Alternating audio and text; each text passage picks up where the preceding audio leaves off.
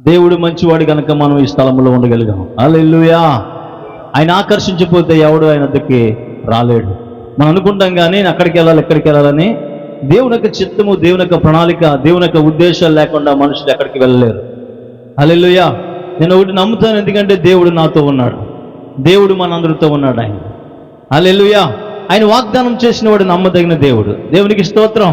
అయితే దేవుని బిడ్డలారా, దేవుని వాక్యం లేఖనంలో ఒక మాట సెలవిస్తుంది. ఏంటంటే తెలుసా? నా ప్రజలు జ్ఞానం లేకుండా నశించిపోతున్నారని. బట్టి ప్రజలు నశించిపోతున్నారు తెలుసా?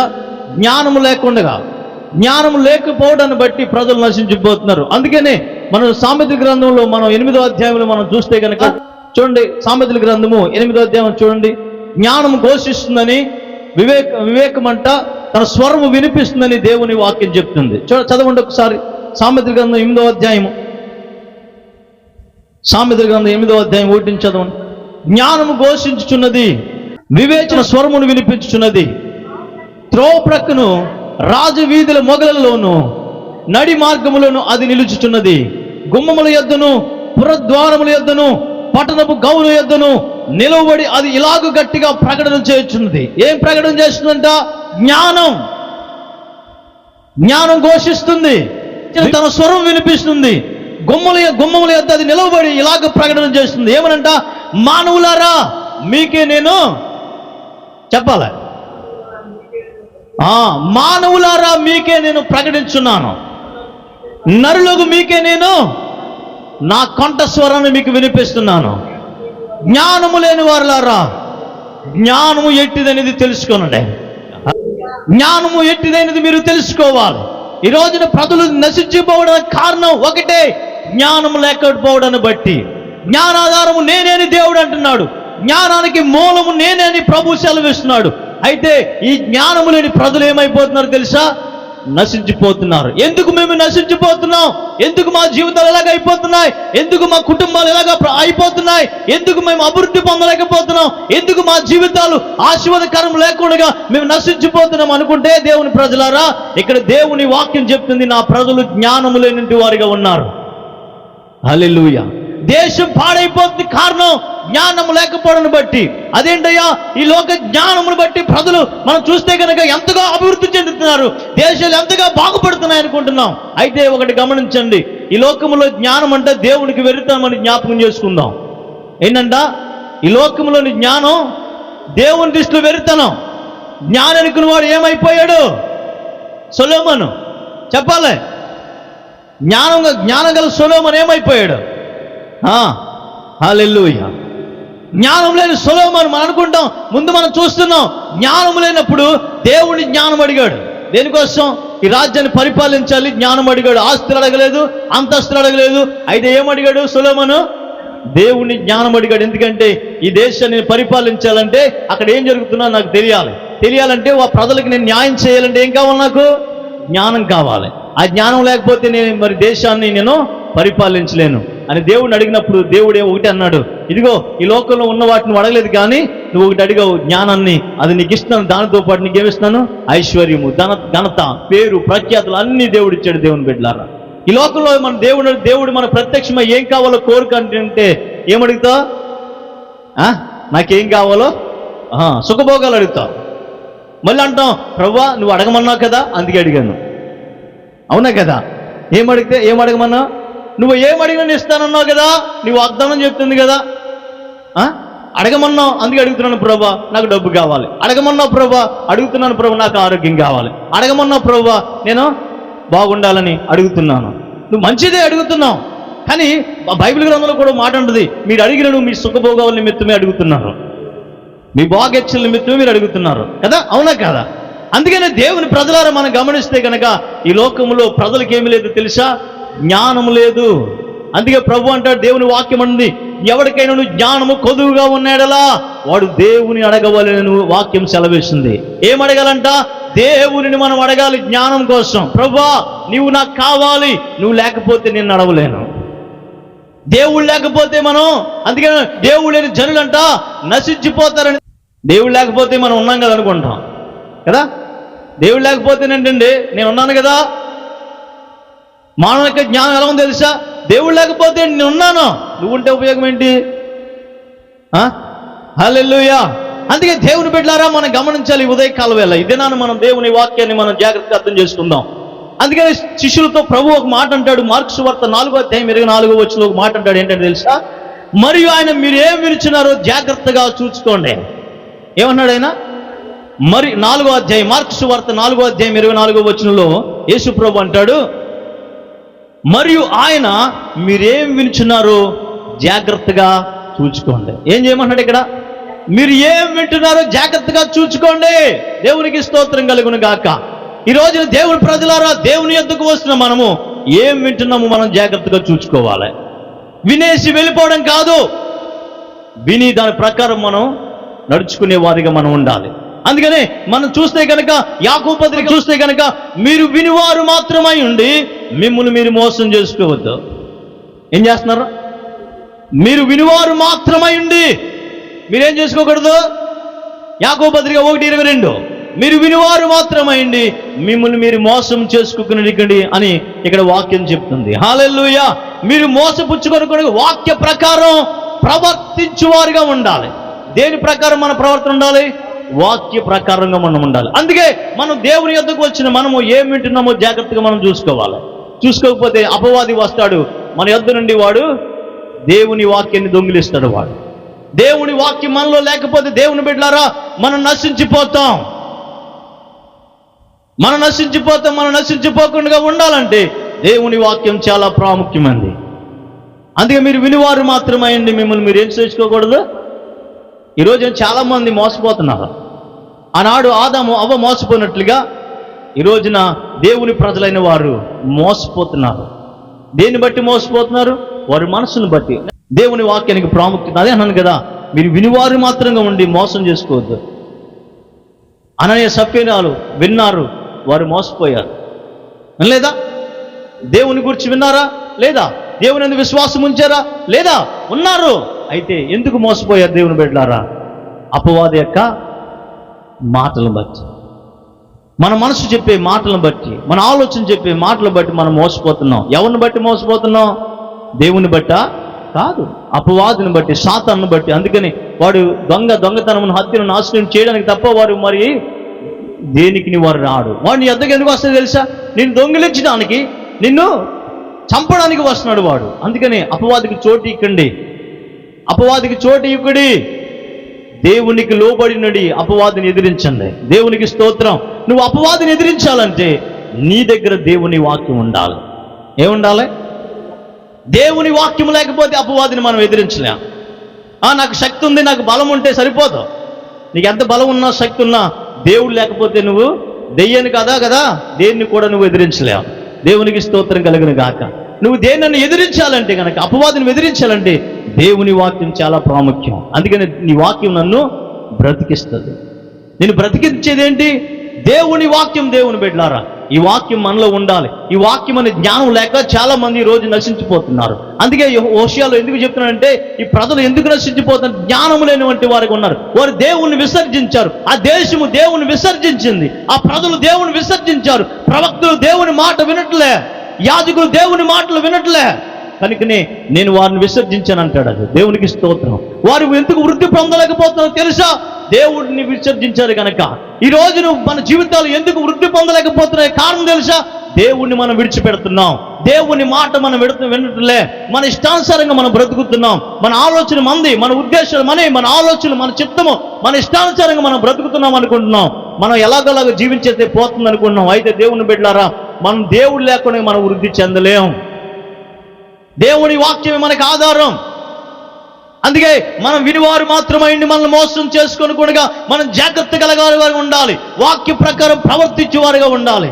ఈ రోజున మనిషి జీవితంలో వాక్యం ఉందా అంటే కనుక కనిపించట్లే.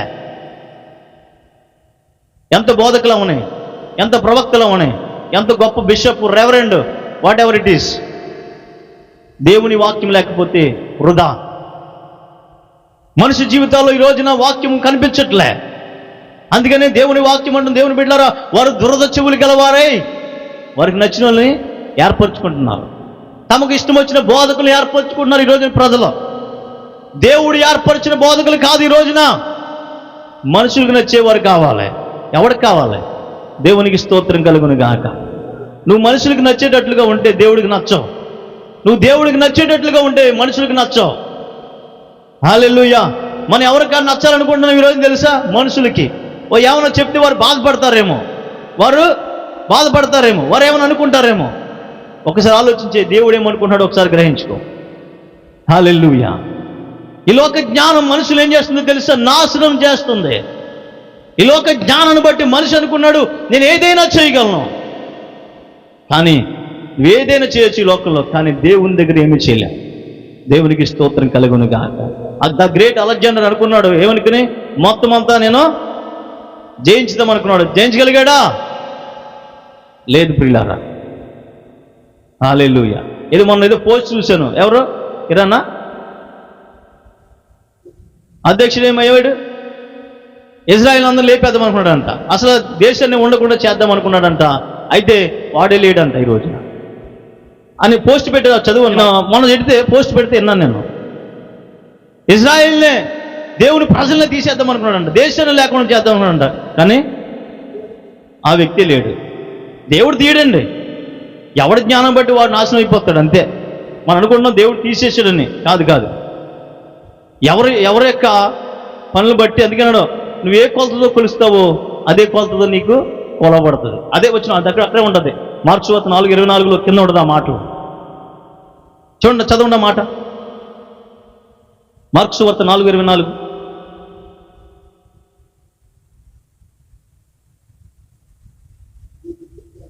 మీరెట్టు కొలతతో కొలుతురో మీకును అట్టి కొలతతోనే కొలవబడును. మరి ఎక్కువగా మీకు ఇవ్వబడును. కలిగిన వానికి ఇవ్వబడును, లేని వానికి కలిగినది వాని యొద్ద నుండి తీసివేయబడును. వారితో చెప్పును. ఏం చెప్పాడు ఎక్కడైనా? మీరు ఏ కొలతతో కొలుస్తారో అదే కొలత నీకు వస్తుంది. నువ్వు మంచి ఇస్తావు అనుకో మంచి వస్తుంది. నువ్వు చెడు చేసావు అనుకో చెడే వస్తుంది. ఒకడు నాశనం అయిపోవాలని కోరుకున్నావు అనుకో అది మరలా నీ దగ్గరికి వస్తుంది. ఇది దేవుని వాక్యం, సత్యం. నువ్వు అబద్ధం ఆడావనుకో రేపు పొద్దు నీ పిల్లలు కూడా అబద్ధం ఆడతారు. నువ్వు మోసం చేసావు అనుకో వెనకాల వారు మోసం చేస్తారు. నువ్వు ఒకడు మోసం చేసావు అనుకో రేపు పొద్దు నువ్వు మోసపోతావు. అనుకుంటావు ఈ రోజున బాగానే ఉంటుంది, కానీ రేపు పొద్దున ఉంటుంది. మనుషుడా నువ్వేమి ఇస్తావో అదే కోస్తావు. మనకు బాగా తెలుసు, అవునా కదా? మన జ్ఞానవంతులు అనుకుంటున్నాం, నేను ఎలాగైనా మేనేజ్ చేశాను అనుకుంటున్నాం. అయితే దేవుని దగ్గర ఏం మేనేజ్ చేయగలం? దేవుని బిడ్డలారా ఏం మేనేజ్ చేయగలం? అందుకని దేవుని బిడ్డలారా, నా ప్రజలు జ్ఞానం లేకుండా నశించిపోతున్నారు గల కారణం దేవుడు వారికి దూరం అయిపోయాడు. లోకాన్ని దగ్గర చేసుకుని ఈ రోజున ప్రజలు దేవునికి దూరం అయిపోతున్నారు. లోకంలో ఉన్న కనిపించే వాటి కోసం ఆకర్షితులు అవుతున్నారు. దేనికి ఆకర్షితులు అవుతున్నారు? అందుకని దేవుని వాక్యం అందం మోసకరం, సౌందర్యం వ్యర్థమని దేవుని వాక్యం అంటుంది. ఈ లోకంలో కనబడే అందాల కోసం, సౌందర్యం కోసం, వారి అనుభోగాలు, వారి యొక్క ఏంటంటే సుఖభోగాల కోసం మనుషులు దేవుని విడిచిపెట్టేస్తున్నారు, కానీ వాటిని విడిచిపెట్టలేకపోతున్నారు. లోకాన్ని అత్తుకుంటున్నారు, దేవునికి దూరం అయిపోతున్నారు. అందుకని నా ప్రజలు నశించిపోతున్నారు. హల్లెలూయా. అందుకని దేవుని బిడ్డలారా, మనం నశించకుండా ఉండాలంటే దేవుని వాక్యాన్ని జాగ్రత్తగా మనం చూసుకోవాలి. మనం ఏం వింటున్నాం? దేవుని యొద్దకు వస్తున్నాం, ఏం వింటున్నాం? వారు విన్నవారు కాదంటే విన్నారు, కానీ వారు ఏం చేయలేదు, గ్రహించలే. వారు దేవుణ్ణి నమ్మలే. కారణం వారు విని కూడా వారు విననట్టుగా ఉన్నారు. వారు ఈ రోజున మనం కూడా అంతేనేమో, విని కూడా విననట్టుగానే ఉంటున్నాం. వస్తున్నాం, వింటున్నాం, కాలక్షేపం అయిపోతుంది. నమ్ముతున్నామంటే నమ్మట్లే. దేవుని వాక్యం మనతో మాట్లాడినా కానీ అశ్రద్ధగా ఉంటున్నాం. అందుకని అశ్రద్ధగా వినివాడంట శాపగ్రస్తులని దేవుని వాక్యం చెప్తుంది. దేవుని వాక్యాన్ని విన్న మన జీవితాలు ఎలా ఉందో తెలుసా? మార్పు కలగాలి, మార్పు చెందాలి. మనం దేవుని బిడ్డలాగా మారాలి. అందుకే పౌలు అంటాడు, నేను క్రీస్తుని పోలి నడుచుకున్న ప్రకారం మీరు నన్ను పోలి నడుచుకోండి. అంటే పౌలులా మనం చెప్పలే, పౌలులా ఉండనని చెప్పలే. అయితే పౌలు ఎలాగైతే దేవుణ్ణి బట్టి నడుచుకున్నాడు, ప్రభువుని బట్టి నడుచుకున్నాడు, ఆయన మాటలను బట్టి నిలబడ్డాడు, అట్లా ఉండాలని కోరుకున్నాడు. అంతే. అర్థమవుతుందా? నేను క్రీస్తు పోలి నడుచుకున్న ప్రకారం మీరు నన్ను పోలి నడుచుకోండి. అంటే నా ప్రవర్తన ఎలాగుందో తెలుసా?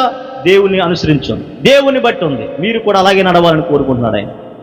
వాక్య జీవితం కలిగి ఉన్న మనము దేవుని బిడ్డలారా వాక్యానుసారంగా మనం నడుచుకోవాలి, వాక్యములో మనం నిలిచి ఉండాలి. అందుకే నాకు వేరుగా ఉండి మీరు ఏమి చేయలేరు అంటాడు ఆయన.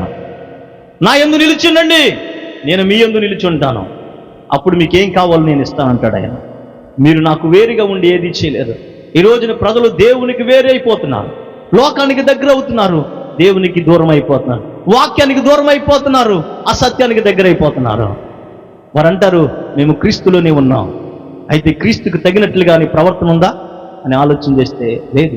మేము నమ్ముతున్నాం దేవుని అంటారు. ఏది నమ్మకం దేవుని బిడ్డలారా? ఏది మన జీవితాల్లో నమ్మకం? దేవుని నమ్మిన అంటాం, నమ్మిన నీవు స్థిరమైన విశ్వాసముతో నిలకడగా ఉంటున్నావు అంటే లేదు. హల్లెలూయా, హల్లెలూయా. దేవుని వాక్యం మనకు ప్రత్యక్షం అవుతుంది, దేవుని వాక్యం మనతో మాట్లాడుతుంది. అయినా దేవుని మాటను మనం ఏం చేస్తున్నాం తెలుసా? నిర్లక్ష్యం. వాక్యం అంటే నిర్లక్ష్యం. ఎవరైతే వాక్యాన్ని హత్తుకుంటారో వారి జీవితంలో పిల్లరా దీవునికరంగా ఉంటారు వారు. హల్లెలూయా, దేవునికి స్తోత్రం కలుగును గాక. చూడండి దేవుని బిడ్డలారా, దేవుని వాక్యం చాలా ప్రాముఖ్యమైన మన జీవితాల్లో. దేవుని వాక్యం మన జీవితంలో లేకపోతే మనం ఎందుకు పనిచేయాలి?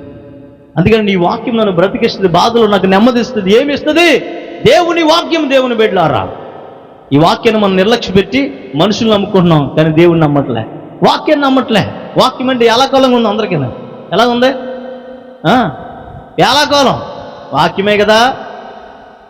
దేవుని వాక్యం అన్నది ఆది యందు వాక్యము నుండి, వాక్యము దేవుని యొద్ద నుండి, వాక్యమే దేవుడై ఉన్నాడు. దేవునికి స్తోత్రం. ఆ దేవుడు మనకు ప్రత్యక్షమయ్యాడు. దేవుని బిడ్డలారా చూడండి, యోహాను సువార్త 1:14 చూడండి. యోహాను సువార్త 1:14.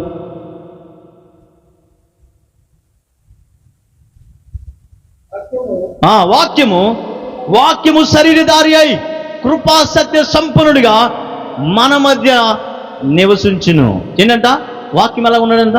కృపా సత్య సంపన్నుడిగా ఆయన మన మధ్య నివసిస్తున్నాడంట. ప్రభువు మన మధ్యన ఉన్నాడు. దేవునికి స్తోత్రం కలుగును గాక. ఈ వాక్యాన్ని మనం నిర్లక్ష్య పెడుతున్నాం. మనుషులు చేసే 12 నిర్లక్ష్యం. వాక్యం అంటే నిర్లక్ష్యం, దేవుని వాక్యం అంటే నిర్లక్ష్యం. నిర్లక్ష్యం చేసి మనం నాశనం అయిపోతున్నాం. ఎందుకు నా కుటుంబంలో ఇన్ని పరిస్థితులు ఎదురవుతున్నాయి, ఎందుకు నా కుటుంబంలో ఇన్ని ఒడిదుడుకులు, ఎందుకు నాకు ఈ బాధలు, ఎందుకు నాకు ఈ కష్టాలు అంటున్నాం? ఒక్కసారి ఆలోచన చేయగలిగితే. అందుకని వాక్యం అంటుంది దేవుని బిడ్డలారా, జ్ఞానం ఘోషిస్తుంది, వివేచన తన స్వరం వినిపిస్తుంది. మానవులారా మీకే నేను ప్రకటిస్తున్నాను. ఏమని? జ్ఞానము లేని వారారా నా యొద్దకు రండి. Come to me. జ్ఞానము లేని వారారా నా యొద్దకు రండి, నేను మీకు జ్ఞానాన్ని ఇస్తానన్నాడు. జ్ఞానాన్ని తెలియపరుస్తాను. దేవుని వాక్యము జ్ఞానాధారము నేనే, పరాక్రమము గలవాడు నేనే అంటున్నాడు ఆయన. దేవునికి స్తోత్రం కలుగును గాక. ఈ జ్ఞానం మనుషులకి అవసరం లేదండి, అవసరం లేదు దేవునికి, మనుషులకి. హల్లెలూయా. ఆయన మన ఎద్దకు ఎలా వచ్చి కృపా సత్య సంపూర్ణుడిగా ఆయన ఏం చేస్తున్నాడు? మన మధ్యన ఉన్నాడు ఆయన, మన మధ్యన నివాసం ఉన్నాడు ఆయన, మనతో ఉన్నాడు ఆయన. హల్లెలూయా. అందుకే దేవుని బిడ్డలారా, దేవుని వాక్యం అబ్రహాముకు ప్రత్యక్షమైనప్పుడు అబ్రహాముతో దేవుడు అంటాడు ఏమని? చూడండి 15వ అధ్యాయం, ఆదికాండము 15వ అధ్యాయం చూడండి. దేవుని వాక్యము అబ్రహాముకు ప్రత్యక్షమైందంట. అబ్రహాముకు ప్రత్యక్షమై దేవుడు అబ్రహాముతో మాట్లాడుతున్నాడు వాక్యం ద్వారా. చదవండి. ఇవి జరిగిన తరువాత యెహోవా వాక్కు అబ్రహామునకు దర్శనమందు వచ్చి, అబ్రహాం భయపడకు, నేను నీకు కేడుమును, చదువు నీ బహుమానము అత్యధికమగునని చెప్పాను. చూడండి, దేవుడు చెప్తున్నాడంట. దేవుని వాక్యం ప్రత్యక్షమై అబ్రహాముతో మాట్లాడుతున్నాడంట. ఏం మాట్లాడుతుంది? వాక్యము మాట్లాడుతుంది. డు నాట్ ఫియర్, అబ్రహాం భయపడద్దు. ఏమన్నాడు? చూడండి, దేవుని వాక్యం ప్రత్యక్షమై మాట్లాడుతుంటే ఏమన్నాడు? భయపడద్దు, నేను నీకు కేడుముగా ఉన్నాను, నేను నీకు, చదువు, నేను చదువుతాను. నేను నీకు కేడుము, నీ బహుమానం అత్యధికముగా చెప్పాను. అందుకు అబ్రహాం అంటాడు, ప్రభు అయిన యెహోవా నాకేమి ఇచ్చిననేమి, నేను సంతానము లేని వాడనే పోవచ్చున్నానే. దమస్కు ఎలియాజరు నా ఇంటి ఆస్తికర్తలగును కదా. మరియు అబ్రహాము అంటాడు, ఇదిగో నీవు నాకు సంతానం ఇలేదు గనక నా పరివారములు అక్కడ నాకు వారసులని దేవుడితో చెప్పినప్పుడు అబ్రహాము, దేవుడు అంటాడు వాక్యము అతని యొద్దకు వచ్చిందంట. చూడండి, దేవునికి స్తోత్రం. మరలా దేవుని వాక్యం అతను ఎదుకొచ్చి ఏమన్నాడు, ఇతడు నీకు వారసుడు కాడు, నీ గర్భమున పుట్టబోచున్నవాడు నీకు వారసుడని చెప్పిన దేవునికి స్తోత్రం. చూడండి, దేవుని బిడ్డ ఎంత క్లియర్గా దేవుని వాక్యం ప్రత్యక్షం అవుతుందో, దేవుడి వాక్యం మాట్లాడుతుందో అబ్రహాముతోని. నేను నీకు కేడుమును, నేను నీ బహుమానం అత్యధికమగునని చెప్పినప్పుడు అబ్రహాము నమ్మలే. మరలా దేవుడు మళ్ళీ వాక్యం ప్రత్యక్షమై మరలా చెప్తున్నాడు. ఏమన్నాడు ఇక్కడ, నీకు పుట్టబోవాడు నీకు వారసుడు కానీ పుట్టబోవాడు నీకు వారసుడు అవుతాడు. హల్లెలూయా. ఎలియెజరు నీ వారసుడు కాడు. దేవునికి స్తోత్రం కలుగును గాక. దేవుని వాక్యం ఎంతో ప్రత్యక్షంగా మాట్లాడుతుంది దేవుని బిడ్డలారా. దేవుని వాక్యం మనతో మాట్లాడు ఎంత శ్రద్ధగా ఉన్నాం, మనం ఎంత శ్రద్ధగా వినాలి. ఇక్కడ ఎప్పుడైతే దేవుని వాక్యం ప్రత్యక్షమైందో అబ్రహాముతో ఎప్పుడైతే దేవుడు మాట్లాడో దేవుని బిడ్డ చూడండి, 18:10 వచనం చూడండి, 18వ అధ్యాయం 10వ వచనం చూడండి. అందుకు ఆయన, మీదటికి ఈ కాలమున నీ యొద్దకు నిశ్చయముగా మరలా వస్తాను, అప్పుడు నీ భార్య అయిన సారాకు ఒక కుమారుని కలుగునని దేవుడు చెప్పాడు. చూడు, మరలా దేవుడు అన్నాడంట, మరలా నేను వస్తాను, మరుసటి కాలంలో నీకు కుమారుని ఇస్తాను. దేవుడికి స్తోత్రం. చూడండి, అదే 21:1 చూడండి, ఆదికాండం 21:1. యెహోవా తాను చెప్పిన ప్రకారము చూడండి, సారాను దర్శించిన దేవుడు. దేవుని వాక్యం వచ్చి అబ్రహాముతో చెప్పాడు. అబ్రహాం మరలా ఏం చేశాడంట, చెప్పినట్లుగా ఇప్పుడు ఏం చేసిన దేవుడు ఏం చేస్తున్నాడు ఇక్కడ, దేవుడు తను చెప్పినట్లుగా సారాను దర్శించాడంట. దేవునికి స్తోత్రం. యెహోవా తానిచ్చిన మాట చెప్పున సారాను గూర్చి చేసిన దేవునికి స్తోత్రం. దేవుడు ఏదైతే మాట్లాడాడో అదే ఇక్కడ సారా జీవితంలో చేసినాడు. ఏం చేసినంట, ఎట్లనగా దేవుడు అబ్రహాముతో చెప్పిన నిర్ణయ కాలములో సారా గర్భవతి అయి అతని ముసలితన ముందు అతనికి కుమారుని కలిగెను. దేవునికి స్తోత్రం కలుగును గాక.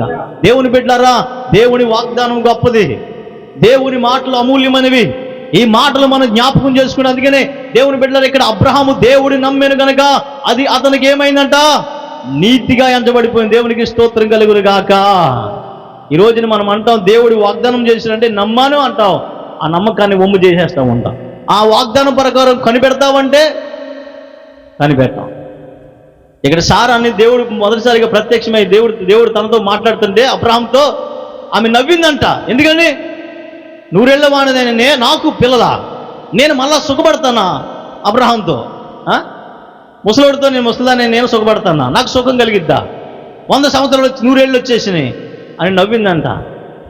దేవుడు అంటాడు, సారా ఎందుకు నవ్వింది అడిగట్లేడు దేవుడు. హల్లెలూయా. దేవునికి స్తోత్రం. మనం కూడా దేవుని వాగ్దానం వింటే, దేవుడి మాట వింటే నవ్వులు వస్తాయి. ఏలకోలం అమ్మా, దేవుడికి చేస్తాడు, దేవుడికి ఆశీర్వదిస్తాడు, దేవుడిని బాగు చేస్తాడు, నీ బ్రతుకుని మారుస్తాడు. దేవుడి మాట విను, నమ్ము అంటే వెళ్ళారండి, చెప్పారులేండి మాకు. ఈరోజు ప్రజలు ఏమైపోయారు, దేవుడు నిశ్చయంగా చేస్తానంటే మనం అంటాం, చెప్పవులేవయ్యా, నువ్వు ఎన్నోసార్లు విన్నా ఈ మాటలో, నువ్వు ఎన్నిసార్లు విన్నా కానీ దేవుడు మా వాగ్దానం మారుతావు. నువ్వు మారిపోవచ్చు, నీ మనసు మారవచ్చు, నీ హృదయం మారవచ్చు, నీ ఆలోచన మారవచ్చు, దేవుని యొక్క నిర్ణయం మారదు. దేవునికి స్తోత్రం కలుగును గాక. దేవుని యొక్క ఆలోచన మారదు. ఆయన చేస్తాడంటే ఖచ్చితంగా నీ జీవితంలో చేస్తాడు. ఆయన మాటకి తిరిగిలేదు. హల్లెలూయా. దేవునికి స్తోత్రం కలుగును గాక. అందుకే దేవుని బిడ్డలారా, దేవుని వాగ్దానము నమ్మండి, దేవుని మాటలు నమ్మండి. మందనికి వచ్చి విని వెళ్ళిపోవడం కాదు. విన్న నీవు దాని ప్రకారం అనుసరించి నడుచుకోగలిగితే నీ జీవితం ఆశీర్వాదకరంగా ఉంటుంది, నీ జీవితం వృద్ధిలో ఉంటుంది, నీ బ్రతుకు దినములను కృపాక్షేమలతో ఉంటావు.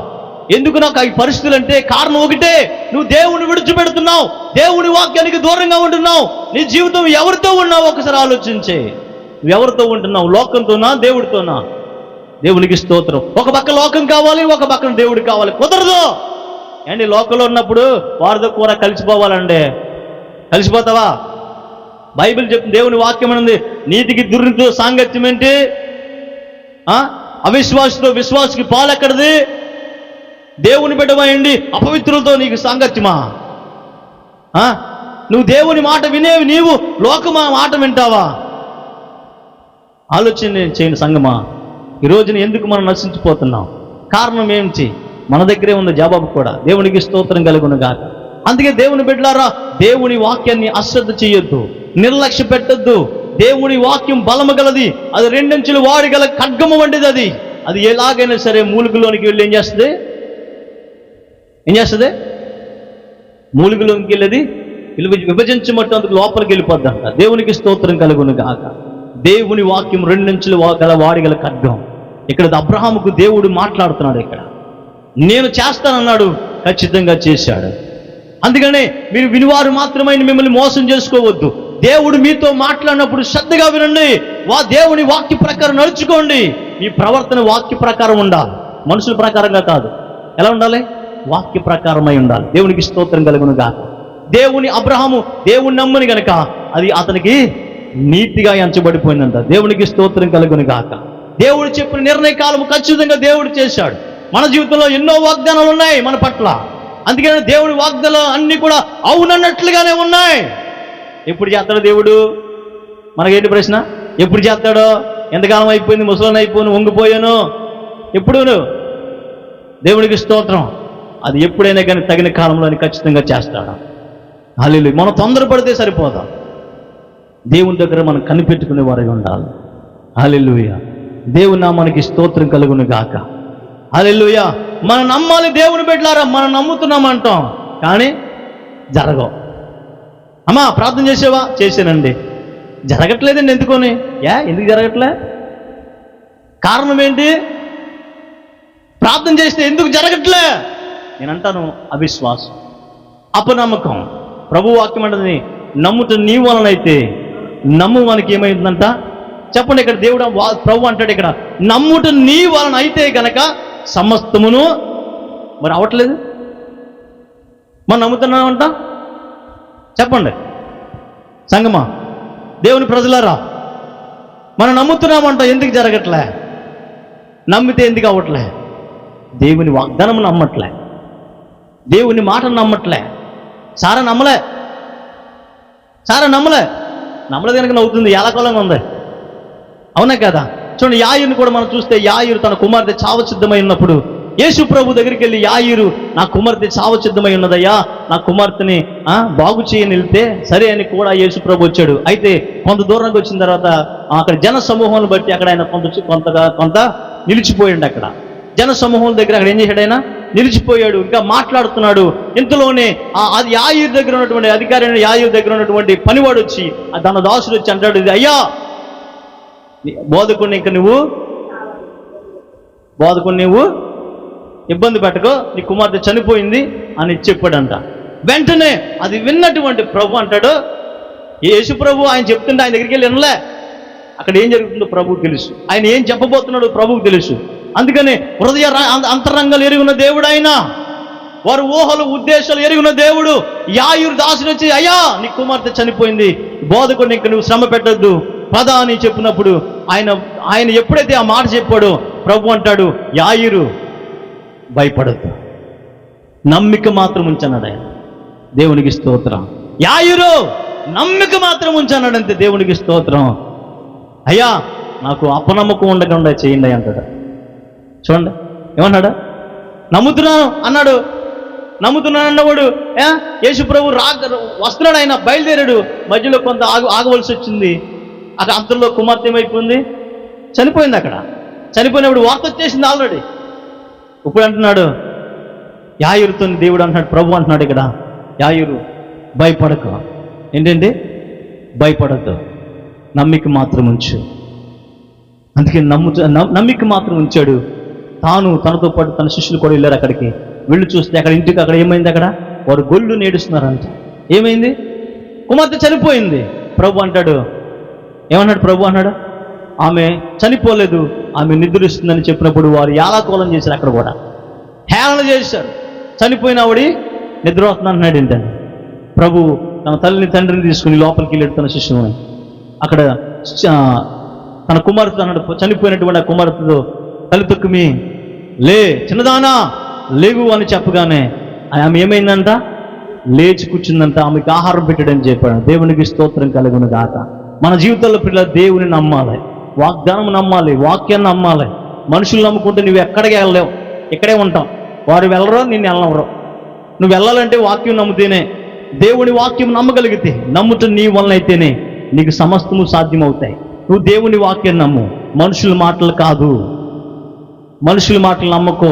దేవుని వాక్యం మనుషులు నమ్ముట కంటే యెహోవాను ఆశ్రయించడం మేలు అంటున్నాడు. రాజులు నమ్ముట కంటే యెహోవాను ఆశ్రయించడం మేలు. ఈ రోజున ఎవరు నమ్ముకున్నారో? నాయకులు నమ్ముకున్నారు. వాళ్ళు నట్టుకుంటే ఏమవుతుంది నీకు? దేవుణ్ణి నమ్ముకో, ప్రజలు నమ్ముకో, అధికారులు నమ్ముకో. దేవుణ్ణి నమ్ము. నువ్వు నమ్మితే నువ్వు దేవుని మహిమను చూస్తావు. నువ్వు నమ్మకపోవడాన్ని బట్టి నీలో నీకు మహిమ కనబడతలే. నా జీవిత కుటుంబంలో అంతా చీకటండి, పడుకుంటే చీకటి కనపడుతుందండి, కళ్ళు తెరుతుంటే చీకటి కనపడుతుంది. కారణం ఏంటి? దేవుడిని నమ్మకపోవడం బట్టే. నువ్వు ఎక్కడున్నప్పుడు చీకట్లో ఉన్నావు.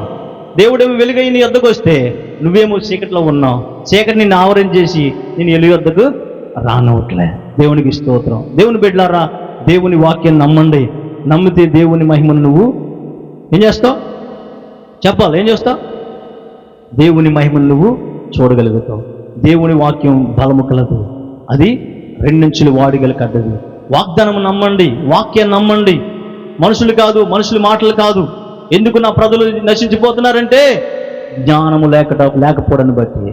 ఏంటి మనం అనుకుంటాం, బైబిల్ చదివేస్తాను నాకు జ్ఞానం వచ్చేసిందండి. బైబిల్ చదివేస్తున్నాను జ్ఞానం వచ్చేసింది. దీన్ని బట్టి జ్ఞానాన్ని బట్టి మనం త్వరలు కొడుతూ ఉంటాం. ఈ రోజున ప్రజలు ఏం చేస్తున్నారు? నాకు అన్నీ తెలుసు. అన్నీ తెలిసినోడికి ఏమీ తెలదు. వాడు గుర్తుంచుకోండి, అన్నీ తెలిసినోడికి ఏమి తెలియడికి అన్నీ తెలుస్తాయి. అందుకన్నాడైనా జ్ఞానం సిగ్గుపరచడానికి లోకంలో వెర్రివారిని దేవుడు ఏర్పరచుకున్నాడు. హల్లెలూయా. నీ జ్ఞానాన్ని బట్టి నేను ఏర్పరచుకోలే, వెర్రివారిని దేవుడు ఏర్పరచుకున్నాడు. ఎవరినే? వెర్రివారిని దేవుడు ఏర్పరచుకుంటాడు. తగ్గించుకున్నవాడిని దేవుడు ఏర్పరచుకుంటాడు. హెచ్చించేవాడిని దేవుడు వాడు ఏర్పాట్లో ఉండడు, తొలగిపోతాడు. అందుకని ఇక్కడ అన్నాడు, నా ప్రజలు జ్ఞానం లేక నశించిపోతున్నారు. ఈ జనులు, ఈ దేశంలో ప్రజలు, అక్కడ ఆఖరికి ప్రవక్తలు కూడా మీరు నశించిపోతున్నారని చెప్తున్నాడు. నేను తీసేస్తానని చెప్తున్నాడు. కారణం ఒకటే, జ్ఞానం లేదు. అంటే దేవుడు లేడు వారి మధ్య. ఈరోజు ప్రవక్తలు కూడా చూడండి, ఇష్టమైన ప్రవచనాలు పలికేస్తున్నారు. దేవుడు చెప్పకపోయినా సరే వారు ఇచ్చిన బట్టి, ప్రవచనం అనేది ఇచ్చిన బట్టి కాదంట, దేవుని ఆత్మను బట్టి మాట్లాడతాడు. వారు కోరికలు బట్టి మాట్లాడేస్తారు. మనుషులు బట్టి చూడండి, కొంత ఇచ్చారనుకోండి, దేవుడి ముందు దీవించేస్తాడు. ఆడు దొంగతనం చేసి ఇచ్చినావని దేవుడిని దీవించాడు. ఎలా దీవించాడు? ఆవిడ వాళ్ళనుకుంటారా, అయ్యో మా పాస్టర్ గారు దీవించేశారు. చెప్పండి హల్లెలూయా. దొంగతనం చేసేట్టుకొచ్చి కానుకిచ్చినా కానీ దేవుని వాక్యం, నా వాక్కు ఎవడుకుండిన వాడు సత్యముని బట్టి మాట్లాడాలని దేవుని వాక్యం చెప్తుంది. దేవుని వాక్యం కలిగిన వాడు సత్యాన్ని బట్టి మాట్లాడని, వాక్యాన్ని బట్టి తప్ప వేరే దాన్ని బట్టి. ప్రవక్తలు కూడా తీసేస్తానన్నాడు అక్కడ. కారణం ఒకటే, జ్ఞానం లేకపోవడం బట్టి. ఈరోజు దేవుని బిడ్డలారా ఆలోచించండి. ఈ లోకాన్ని బట్టి కాదు, ఈ లోక జ్ఞానమును బట్టి కాదు, ఈ లోకంలో ఉన్న అందాన్ని బట్టి కాదు, దేవుని బట్టి అతిశయించండి. అతిశయించేవాడు ప్రభువుని బట్టి మాత్రమే అతిశయించాలి. దేని బట్టి? వాక్యాన్ని బట్టి మాత్రమే అతిశయించాలి. నీ అతిశయ కారణం ఏంట? వాక్యమై ఉండాలి. నీ ఆనందానికి కారణం వాక్యమై ఉండాలి, దేవుడై ఉండాలి.